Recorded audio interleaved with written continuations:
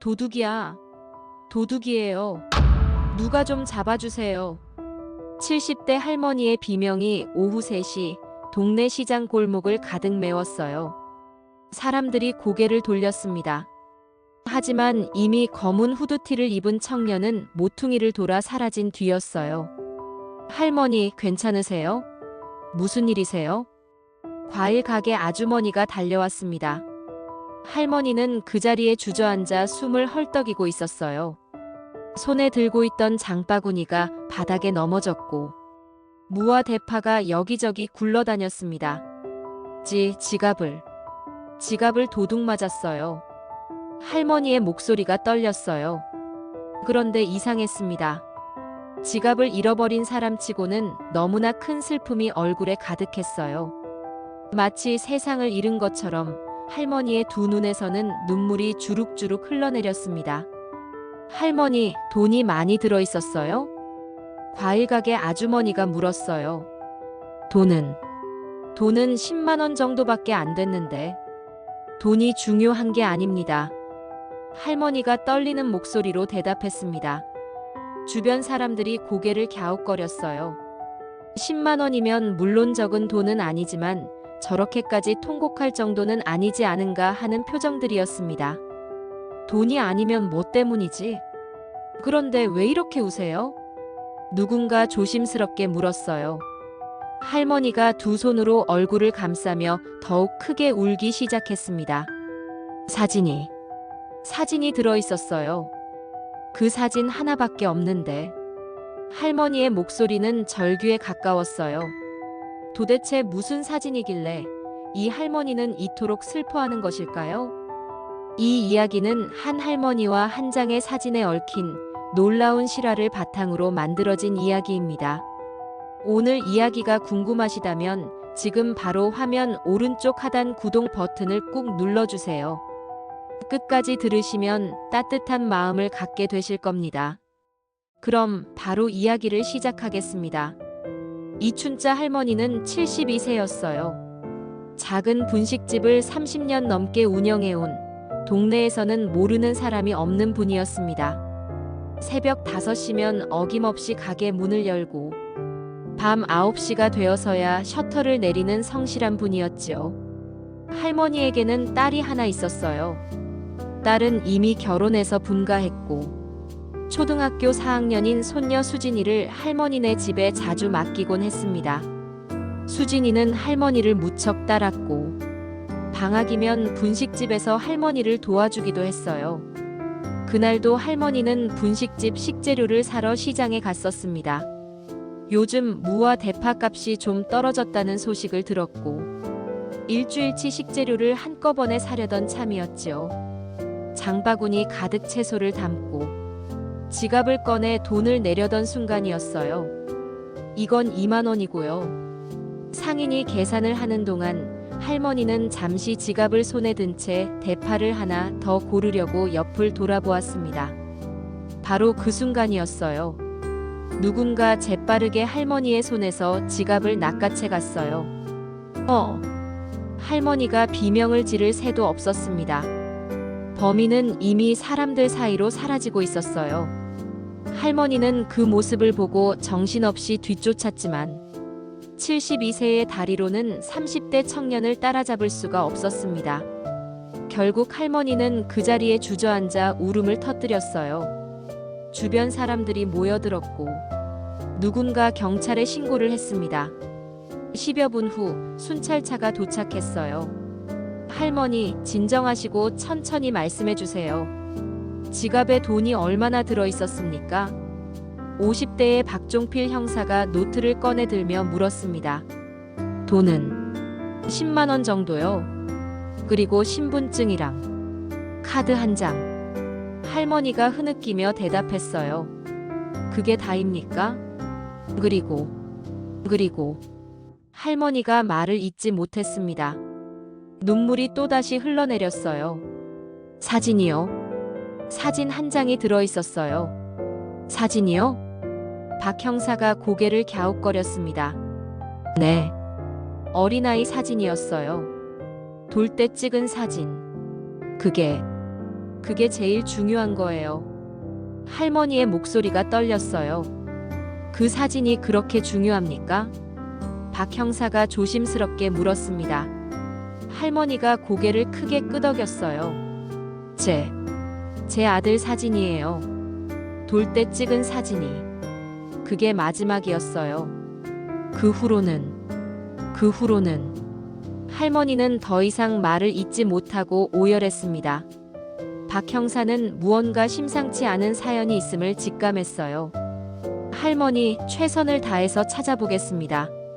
우선 피해자 진술서를 작성해 주시고 연락처를 남겨주시면 소식이 있는 즉시 연락드리겠습니다. 할머니는 떨리는 손으로 전화번호를 적었고 박 형사는 할머니를 댁까지 바래다 드린 후 사건 조사에 착수했습니다.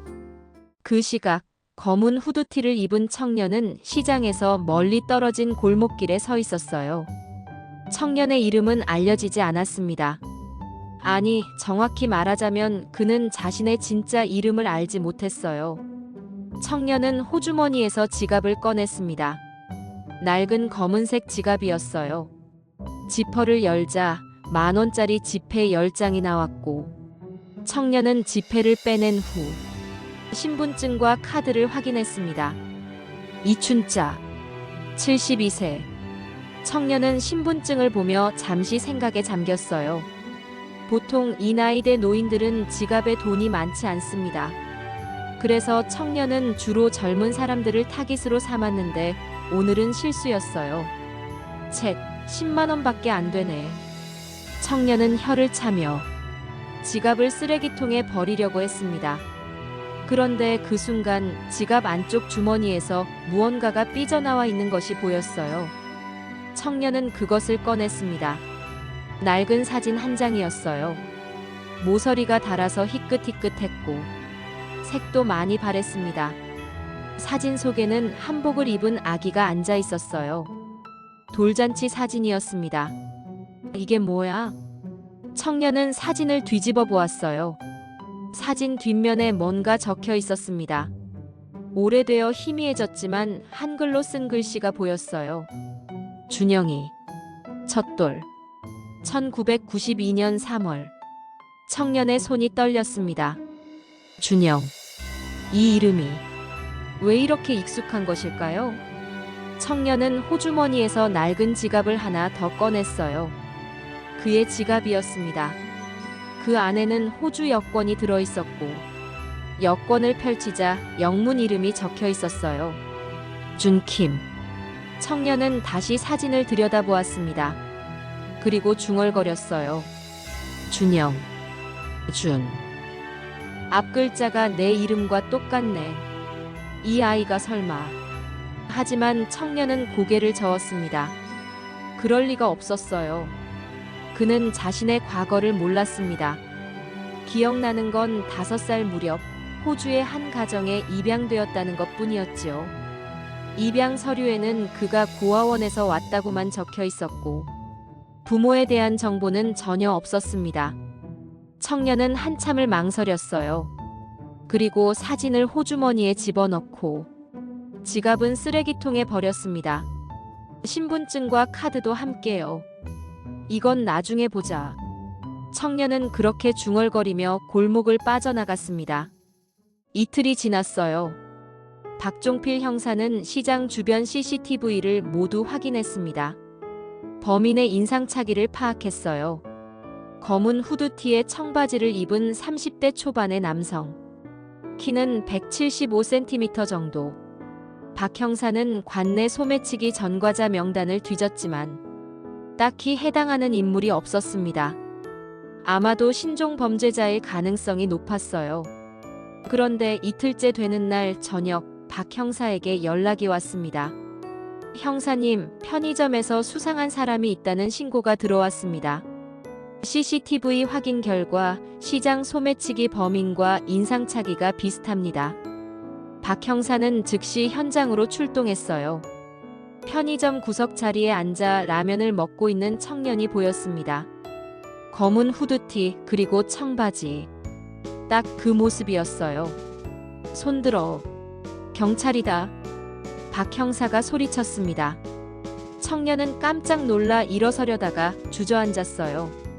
도망칠 생각도 없었습니다. 어차피 갈 곳이 없었으니까요. 가자. 박 형사는 청년에게 수갑을 채웠고 청년은 순순히 따라 나섰습니다. 경찰서로 이동한 후 조사가 시작되었어요. 이틀 전 동네 시장에서 노인 지갑을 훔쳤지? 박 형사가 물었습니다. 청년은 잠시 침묵하더니 고개를 끄덕였어요. 네, 맞습니다. 지갑은 어디 있나? 버렸습니다. 어디다? 시장 근처 쓰레기통에. 박 형사는 한숨을 쉬었어요. 이틀이 지났으니 이미 쓰레기 수거가 끝났을 겁니다. 안에 있던 돈은 썼습니다.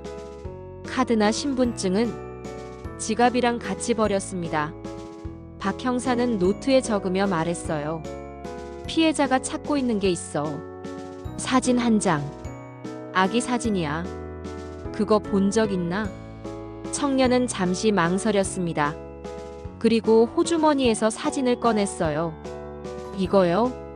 박 형사가 사진을 받아들었습니다. 낡은 돌잔치 사진이었어요. 왜 이걸 안 버렸나? 박 형사가 물었습니다. 청년은 대답하지 않았어요.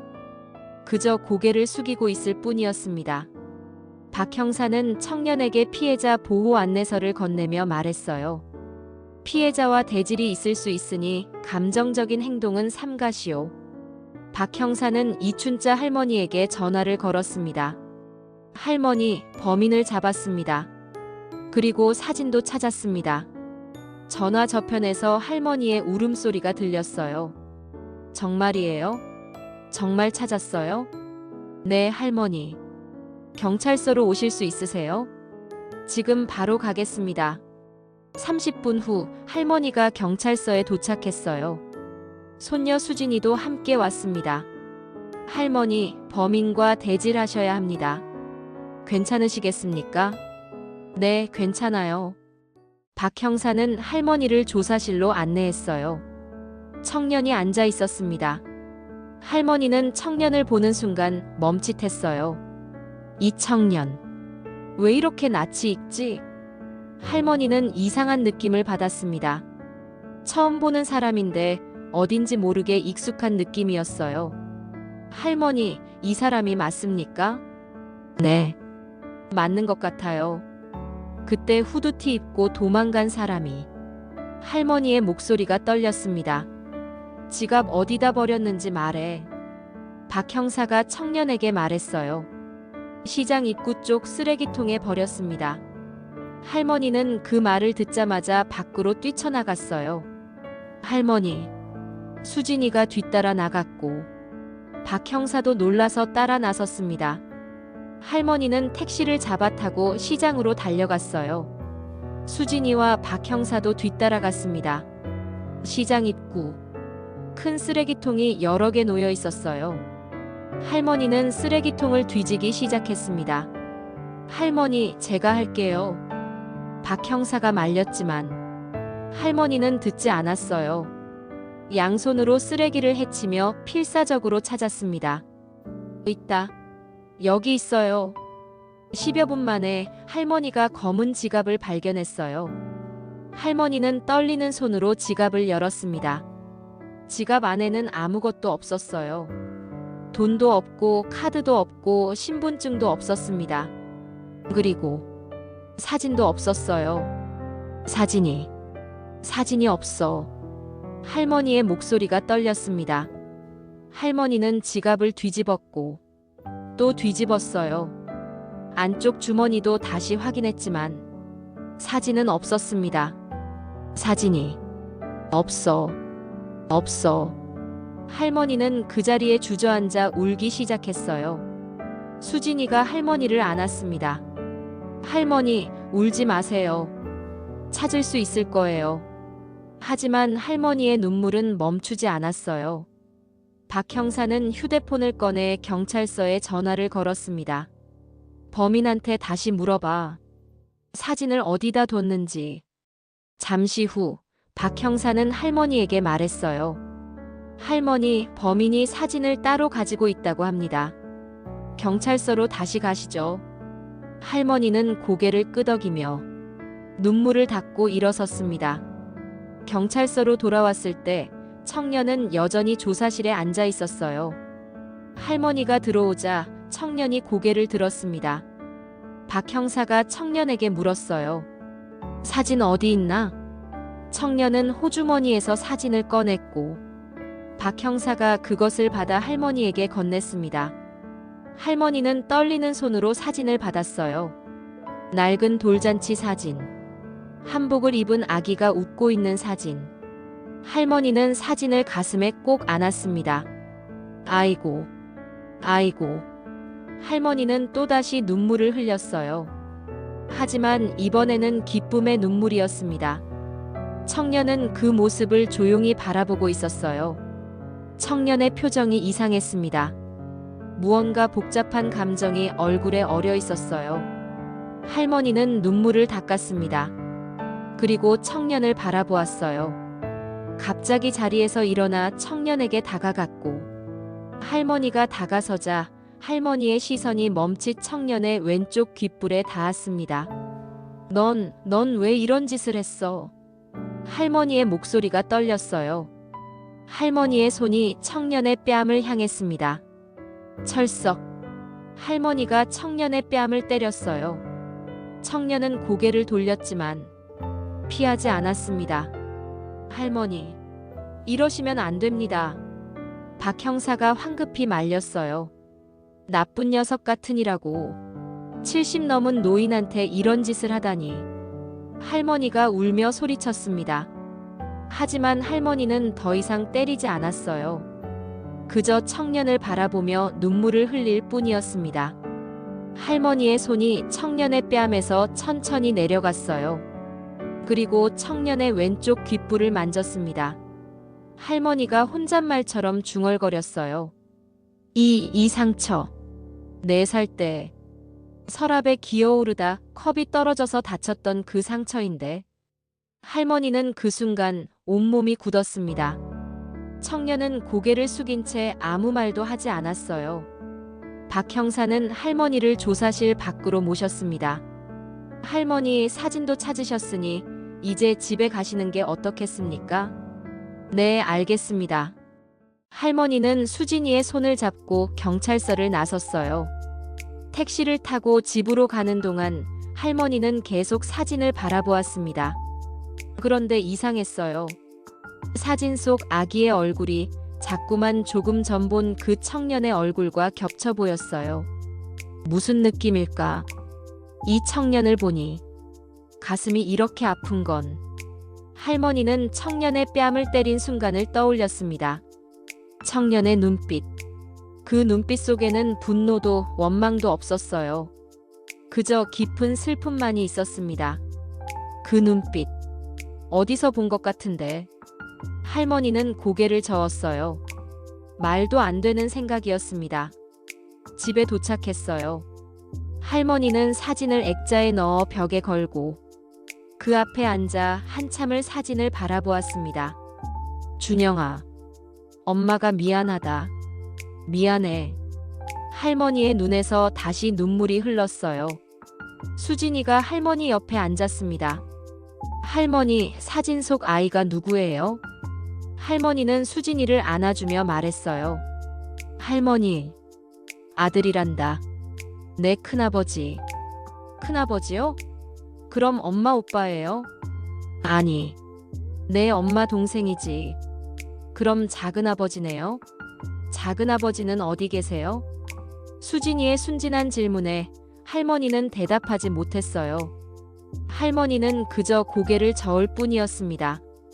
작은아버지는 이 세상에 없단다. 돌아가셨어요? 할머니는 고개를 끄덕이며 더 이상 말하지 않았습니다. 밤이 깊었어요. 할머니는 잠을 이룰 수 없었습니다. 머릿속에는 과거의 기억들이 주마등처럼 스쳐 지나갔어요. 1992년 할머니가 41살 때였습니다. 당시 10살이던 딸이 있었고 그해 3월 늦둥이 아들을 낳았어요. 아들의 이름은 준영이었습니다. 하지만 기쁨도 잠시였어요. 남편은 해외 건설 현장에 일하러 갔다가 사고로 세상을 떠났습니다. 보상금은 터무니없이 적었어요. 할머니는 혼자서 두 아이를 키워야 했습니다. 낮에는 식당에서 일했고 밤에는 청소 일을 했어요. 하지만 아무리 벌어도 생활이 나아지지 않았습니다. 게다가 갓난아기를 돌볼 사람이 없었어요. 딸아이는 학교에 가야 했고 할머니는 일을 해야 했으니 아기를 맡길 곳이 없었습니다. 고민 끝에 할머니는 끔찍한 결정을 내렸어요. 아들을 보육원에 잠시 맡기기로 한 겁니다. 1년만 돈을 모아서 다시 데려오자. 할머니는 그렇게 다짐했어요. 준영이가 돌이 되던 날 할머니는 빌린 한복을 입혀 사진을 찍었고 일주일 후 눈물을 삼키며 아들을 보육원에 맡겼습니다. 하지만 1년이 지나도 할머니는 아들을 데려올 수 없었어요. 세월이 흘렀습니다. 할머니는 가끔 보육원을 찾아가 아들을 보았지만 볼 때마다 가슴이 찢어지는 것 같았어요. 1997년 준영이가 5살이 되던 해였습니다. 할머니가 보육원을 찾아갔을 때 원장이 말했어요. 어머니, 준영이를 해외 입양 보내려고 합니다. 뭐라고요? 할머니는 깜짝 놀랐어요. 좋은 가정입니다. 호주에 사는 부부인데 아이가 없어서 입양을 원한답니다. 준영이가 그곳에서 행복하게 살 수 있을 겁니다. 안 됩니다. 제가 데려갈 거예요. 할머니가 소리쳤어요. 하지만 원장은 고개를 저었습니다. 어머니, 현실을 보세요. 언제까지 이렇게 두실 겁니까? 준영이는 지금 5살입니다. 이미 4년을 여기서 보냈어요. 아이를 위해서라도 결정을 내리셔야 합니다. 할머니는 아무 말도 할 수 없었어요. 원장의 말이 맞았습니다. 할머니는 여전히 가난했고 아이를 돌볼 여력이 없었어요. 생각해 보겠습니다. 할머니는 그렇게 말하고 집으로 돌아왔어요. 그날 밤 할머니는 잠을 이루지 못했습니다. 어떻게 해야 하지? 아이를 보낼 수는 없어. 하지만 아이를 위해서라면. 고민 끝에 할머니는 결정을 내렸어요. 준영이를 호주로 보내기로 한 겁니다. 아이가 좋은 가정에서 행복하게 자라기를 바라는 마음이었어요. 2년 후 보육원에서 연락이 왔습니다. 어머니, 준영이가 호주에서 사고로 세상을 떠났다고 합니다. 할머니는 그 말을 듣고 그 자리에서 쓰러졌어요. 아들이 죽었다는 소식. 할머니는 그날부터 살아있는 시체가 되었습니다. 하지만 딸을 위해 억지로라도 살아가야 했어요. 그리고 세월이 흘렀습니다. 할머니는 아들의 돌 사진을 항상 지갑에 넣고 다녔어요. 그것이 아들을 기억하는 유일한 방법이었으니까요. 그날 밤, 청년도 잠을 이루지 못했어요. 조사실 구석에 앉아있던 청년은 계속 생각했습니다. 그 할머니, 내 사진을 그렇게 소중히 여겼다. 왜일까? 정말 내 엄마일까? 청년은 혼란스러웠어요. 평생 엄마를 원망해왔습니다. 자신을 버린 엄마, 자신을 찾지 않은 엄마.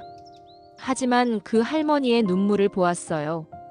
사진을 찾았을 때의 그 기쁨을. 만약 정말 그분이 내 엄마라면. 청년은 고개를 저었습니다. 그럴 리가 없었어요. 만약 정말 그렇다면 왜 날 버리고 죽었다고 거짓말까지 한 거지? 왜 나를 지켜주지 않았어? 청년의 가슴속에 분노와 슬픔이 동시에 밀려왔습니다. 다음 날 아침, 박종필 형사는 청년을 조사하기 위해 유치장을 찾았어요. 내 신원이 확인됐다. 박 형사가 말했습니다. 호주 여권을 가지고 있더군. 이름은 준킴. 1992년생. 한국에는 2023년에 입국했고 현재 불법 체류 상태야. 청년은 고개를 끄덕였어요. 넌 입양하였구나. 네. 한국에 온 이유가 뭐지? 청년은 잠시 망설이다가 대답했습니다. 제 뿌리를 찾으려고요. 박 형사는 노트에 적으며 물었어요. 찾았나? 못 찾았습니다. 박 형사는 한숨을 쉬었습니다. 이춘자 할머니 사진 말이야. 사진 뒷면에 뭐라고 적혀 있더냐? 준영이. 첫돌. 내 한국 이름이 뭔지 아나? 청년은 고개를 저었어요. 입양 서류에 적혀 있었는데 지워져서 읽을 수가 없었습니다. 박 형사는 청년을 빤히 쳐다보았어요. 혹시 너 이춘자 할머니가 내 친엄마라고 생각하나? 청년은 대답하지 않았습니다. 하지만 그 침묵이 대답이었어요. 박 형사는 자리에서 일어났습니다. 확인해보지. 박 형사는 이춘자 할머니에게 전화를 걸었어요. 할머니, 제가 여쭤볼 게 있습니다. 무슨 일이세요? 할머니, 사진 속 아이 이름이 준영이 맞습니까? 네, 맞아요. 그 아이가 언제 태어났습니까? 1992년 3월 15일이요. 그리고 그 아이를 보육원에 맡기셨다고요?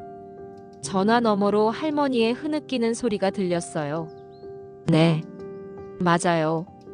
제가 못난 엄마라서 그 아이가 해외로 입양됐다는 사실도 알고 계십니까? 네. 호주로 갔다고 들었어요.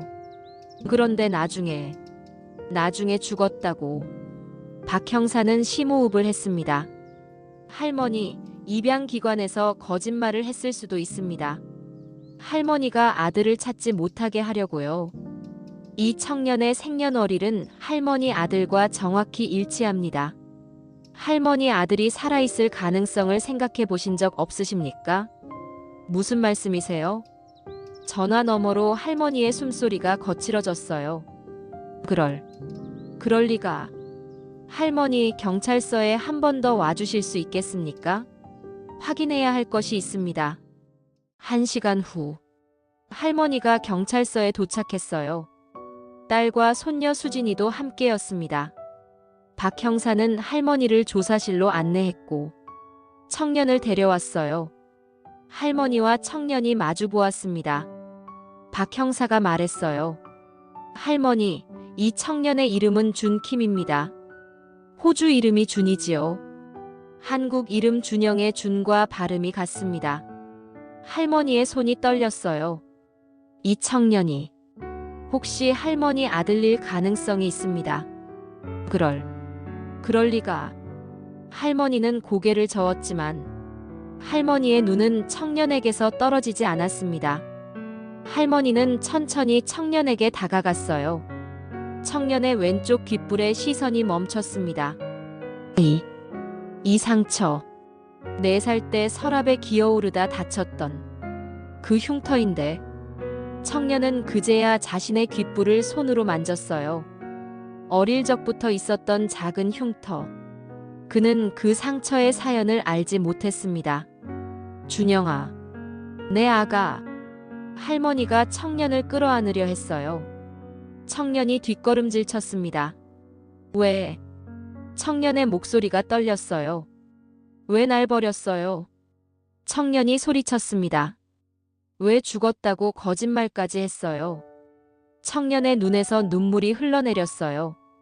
나는 엄마가 원망스러웠어요. 청년이 외쳤습니다. 호주에서 저는 외로웠어요. 양부모는 저를 사랑하지 않았어요. 15살에 버려졌어요. 평생 제 이름도 몰랐어요. 제가 누군지도 몰랐어요. 왜 날 찾지 않았어요? 엄마는 어디 있었어요? 청년의 울부짖음이 조사실을 가득 채웠어요. 할머니는 청년의 울분 앞에서 무릎을 꿇었습니다. 미안하다. 준영아. 엄마가 미안해. 할머니의 목소리가 떨렸어요. 엄마가 죽을 죄를 지었다. 살릴 수가 없었어. 내 아빠가 돌아가시고 엄마 혼자 너희 둘을 키울 수가 없었어. 미안해. 정말 미안해. 할머니가 울며 말했습니다. 엄마는 매일 너를 생각했어. 돌 사진 보면서 매일 울었어. 나중에 너를 찾았는데 내가 죽었다고 했어. 엄마는 그날부터 죽은 사람처럼 살았어. 미안해. 용서해 줄 수 있겠니? 할머니의 목소리는 절규에 가까웠어요. 청년은 그제야 봇물 터지듯 눈물을 쏟아냈습니다. 평생 품어왔던 원망, 평생 숨겨왔던 슬픔, 모든 것이 터져나왔어요. 엄마. 청년이 할머니를 끌어안았고 할머니도 청년을 꽉 안았어요. 두 사람은 서로를 껴안고 한참을 울었습니다. 33년. 그 긴 세월이 이 순간 녹아내렸어요. 박 형사는 조용히 조사실을 나섰습니다. 가슴이 뭉클했고 눈시울이 붉어졌어요. 밖에서 기다리던 딸과 수진이가 물었습니다. 무슨 일이에요? 엄마가 왜 저렇게 우세요? 박 형사가 설명했어요. 딸도 믿을 수 없다는 표정이었습니다. 그럼 저 청년이 제 남동생이라고요? DNA 검사를 해봐야 확실하지만 정황상 그럴 가능성이 높습니다. 딸도 조사실로 들어갔어요. 청년을 보았습니다. 너 정말 준영이니? 청년이 고개를 들었어요. 딸의 얼굴도 낯익었습니다. 어린 시절 보육원에 올 때마다 함께 왔던 그 누나. 청년의 입에서 그 말이 나왔고 딸도 울음을 터뜨렸어요. 세 사람은 서로를 껴안고 한참을 울었습니다. 일주일 후 DNA 검사 결과가 나왔어요. 모자 관계 확인됨. 박 형사가 결과지를 할머니에게 건넸습니다. 할머니는 결과지를 받아들고 또 한 번 눈물을 흘렸어요. 정말 우리 준영이었구나. 청년도 결과지를 보고 안도의 한숨을 쉬었어요. 드디어 자신의 뿌리를 찾은 겁니다. 박 형사는 검사와 상의했어요. 청년의 범죄는 분명했습니다. 하지만 이 특별한 상황을 고려하여 선처를 요청했고 피해자인 할머니는 처벌을 원하지 않는다는 탄원서를 제출했어요. 청년이 깊이 반성하고 있다는 점도 고려되었습니다. 결국 청년은 집행유예를 선고받았고 할머니와 함께 집으로 돌아갈 수 있었어요. 할머니의 집은 작았습니다. 하지만 따뜻했어요. 청년은 자신의 방을 처음으로 가지게 되었습니다. 준영아, 시장 좀 다녀오자. 내가 좋아하는 음식 만들어줄게. 할머니가 청년의 손을 잡았고 청년은 고개를 끄덕였어요. 시장에 가는 길. 청년은 일주일 전 이곳에서 할머니의 지갑을 훔쳤던 것을 떠올렸습니다. 가슴이 아팠어요. 할머니 죄송해요. 제가. 청년이 말했습니다. 할머니는 청년의 손을 꽉 잡았어요. 괜찮아. 다 엄마 잘못이야. 엄마가 너를 버린 게 잘못이지. 내가 무슨 잘못이니? 아니에요, 저는. 준영아, 이제 우리 다시 시작하자. 알았지? 할머니가 미소를 지었고 청년도 고개를 끄덕였습니다. 시장에 도착했어요.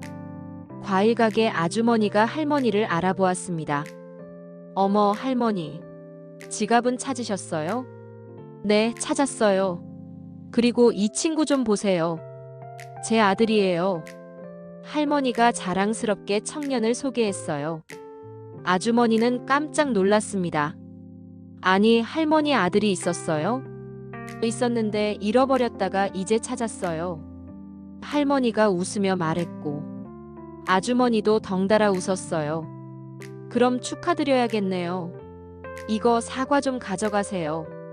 서비스예요. 할머니와 청년은 장바구니 가득 식재료를 사고 집으로 돌아왔습니다. 저녁 식사 자리에는 할머니, 청년, 딸, 그리고 수진이가 모였어요. 와, 작은아버지 진짜 있었네요. 신기해요. 수진이가 신기한 듯 청년을 쳐다보았고 청년은 어색하게 웃었습니다. 수진아, 작은아버지한테 존댓말 써야지. 딸이 수진이를 타일렀어요.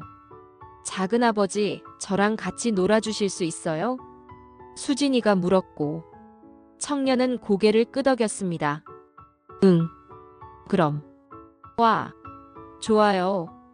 수진이가 좋아하며 박수를 쳤어요. 식사를 마친 후 할머니는 청년에게 앨범을 보여주었습니다. 준영아, 이게 내가 어렸을 때 사진이야. 앨범에는 돌잔치 사진 말고도 몇 장의 사진이 더 있었어요. 100일 사진, 그리고 보육원에 맡기기 전에 찍은 사진들. 청년은 사진을 보며 눈시울이 붉어졌습니다. 자신의 과거를 처음으로 보는 거였어요. 엄마가 너를 보육원에 맡긴 건 정말 어쩔 수 없었어. 내 아빠가 돌아가시고 엄마 혼자 너희 둘을 키울 수가 없었어. 그때는 정말 힘들었단다. 할머니가 설명했고, 청년은 고개를 끄덕였습니다. 알아요, 엄마. 이해해요. 엄마가 나중에 너를 찾았을 때 너 죽었다는 소리를 들었어. 그날 이후로 엄마는 매일 울었단다. 내 돌 사진만 보면서. 할머니의 목소리가 떨렸어요. 그런데 내가 살아있었구나. 내가 돌아왔구나. 엄마. 청년이 할머니를 안았고, 두 사람은 한참을 그렇게 있었습니다. 며칠 후, 청년은 분식집 일을 돕기 시작했어요. 처음에는 서툴렀지만 점점 익숙해졌습니다. 준영아, 떡볶이 한 접시. 할머니가 주문을 외쳤고, 청년이 떡을 냄비에 넣었어요. 어머, 할머니 아들이 일 잘하네요. 단골 손님이 칭찬했고, 할머니는 뿌듯한 표정을 지었습니다. 그럼요. 우리 아들 똑똑해요. 청년은 처음으로 누군가에게 인정받는다는 느낌을 받았어요. 가슴이 따뜻해졌습니다. 저녁이 되면 청년은 한국어 공부를 했어요. 딸이 가르쳐 주었습니다. 작은아버지, 이건 이렇게 발음하는 거예요. 응, 고마워. 청년은 조금씩 한국어가 늘었고, 조금씩 이곳이 자신의 집이라는 느낌이 들기 시작했습니다. 어느 날 저녁, 청년은 할머니에게 물었어요. 엄마, 제가 왜 준이라는 이름을 받았는지 아세요? 응. 입양 가정에서 지어준 이름이에요. 준. 그런데 발음이 준영이의 준이랑 똑같잖아요. 할머니는 고개를 끄덕였어요. 그래. 어쩌면 운명이었을지도 몰라. 내가 다시 돌아올 운명이었던 거야. 청년은 미소를 지었습니다. 엄마, 이제 저준 아니에요. 준영이에요. 그래. 우리 준영이. 할머니가 청년의 손을 잡았어요. 몇 달이 지났습니다. 준영은 이제 분식집 일에 완전히 익숙해졌고, 한국어도 많이 늘었어요. 어느 날 박종필 형사가 분식집을 찾아왔습니다. 할머니, 준영이 잘 지내죠? 네, 형사님. 이제 완전히 우리 집 식구가 됐어요. 할머니가 웃으며 대답했어요. 다행입니다. 준영 씨, 한국 생활 적응 잘하고 있습니까? 박 형사가 준영에게 물었습니다. 네, 형사님. 덕분에 잘 지내고 있습니다. 준영이 고개를 숙여 인사했어요. 할머니, 제가 입양기관 쪽 조사를 좀 했습니다. 박 형사가 말을 이었어요. 알고 보니 그 입양기관에서 허위 서류를 작성한 사례가 많았습니다. 준영 씨의 경우도 마찬가지였고요. 입양 보내고 나서 부모들이 아이를 찾지 못하게 하려고 일부러 사망했다고 거짓말을 한 겁니다. 할머니는 분노에 떨었어요. 그런 나쁜 놈들이. 지금 검찰에서 수사 중입니다. 많은 피해자들이 나타나고 있어요. 박 형사의 말에 할머니는 한숨을 쉬었습니다. 그래도 준영이를 찾았으니 그걸로 됐어요. 할머니가 준영의 손을 꽉 잡았어요. 박 형사는 떡볶이 한 접시를 시켰습니다. 그나저나 맛있겠네요. 준영 씨가 만든 떡볶이. 형사님, 제가 직접 만들어 드릴게요. 준영이 밝게 웃으며 주방으로 들어갔어요. 할머니는 준영의 뒷모습을 보며 눈시울을 붉혔습니다. 하지만 이번에는 슬픔의 눈물이 아니었어요. 기쁨과 감사의 눈물이었습니다. 준영아, 엄마한테 돌아와줘서 고마워. 이제 엄마가 평생 내 곁을 지킬게. 할머니는 가슴속으로 다짐했어요. 그날 저녁, 가족들이 모두 모여 저녁 식사를 했습니다. 할머니, 딸, 준영, 그리고 수진이. 할머니, 오늘 학교에서 가족 이야기 발표하는 숙제가 나왔어요. 수진이가 말했어요. 그래, 뭐라고 발표할 건데? 작은아버지 이야기요. 작은아버지가 멀리 있다가 다시 돌아온 이야기. 수진이가 신나게 말했고 모두가 웃었습니다. 선생님이 들으면 깜짝 놀라실 거예요. 식사를 마친 후 준영은 벽에 걸린 자신의 돌 사진을 바라보았어요. 이제 그 사진은 슬픔의 상징이 아니었습니다. 새로운 시작의 상징이었어요. 이제 나도 집이 생겼어. 나를 사랑하는 사람들이 생겼어. 준영은 미소를 지었고 할머니가 준영의 어깨를 토닥였습니다. 준영아, 행복하니? 네, 엄마. 정말 행복해요. 엄마도 행복하단다. 정말. 두 사람은 서로를 안았어요. 밖에서는 가을비가 내리고 있었습니다. 하지만 집 안은 따뜻했어요. 33년 만에 다시 만난 모자. 그들에게는 이제 새로운 시작이 기다리고 있었습니다. 여러분, 이야기를 끝까지 들어주셔서 감사합니다. 인생은 때로 우리에게 가혹한 선택을 강요해요. 이춘자 할머니는 생활고로 인해 사랑하는 아들을 보육원에 맡겨야 했고, 그 아이는 해외로 입양되어 정체성을 잃고 방황했습니다. 하지만 운명은 신기하죠. 사진 한 장이 33년 만에 모자를 다시 연결해 주었어요. 비록 그 과정이 소매치기 사건이라는 아픈 방식이었지만 결국 두 사람은 서로를 찾았습니다. 우리는 이 이야기를 통해 배워요. 가족이란 피로 연결된 것만이 아니라 진심으로 연결된 것임을. 그리고 늦었다고 생각할 때가 가장 빠른 때임을. 할머니는 33년을 기다렸고 준영이는 33년을 방황했습니다.